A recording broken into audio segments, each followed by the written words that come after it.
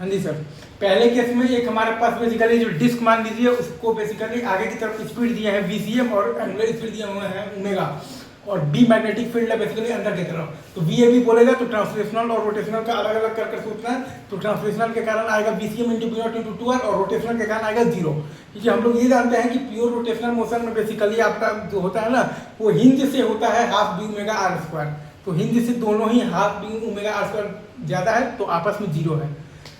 अब मैं इतना एक्सप्लेन नहीं करूँगा, बस रीड करता हूँ। तो आप देखिएगा VAO देखिएगा तो ट्रांसलेशनल के कारण आएगा VCM into B0 into R और प्लस रोटेशनल के कारण आएगा आपके पास half B0 into omega into R square, और दोनों का सेंस आपका सेम ही है।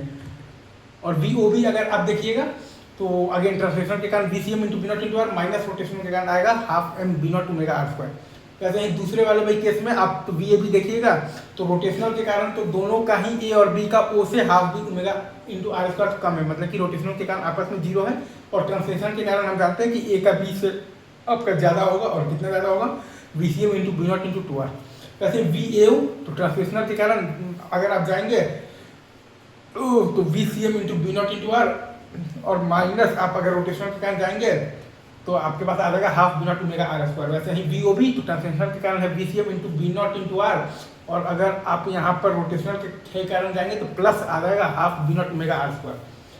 वैसे ही फिर ये तीसरा केस भी आपका पहला केस वाला ही है, बस इसमें मैं एक आपको ये आइडिया दे रहा था कि आप यहाँ पर क्योंकि यहाँ पर प्योर रोलिंग हो रहा है तो इंस्टेंटेनियस एक्सिस ऑफ रोटेशन जो पॉइंट B के अबाउट आप प्योर रोटेशनल मानकर भी VAB निकाल सकते हैं, जो कि रॉड के केस में हिंज से होता है हमारे पास half B omega L square. तो half into B0 into omega into आ जाएगा हमारे पास 2R का होल स्क्वायर।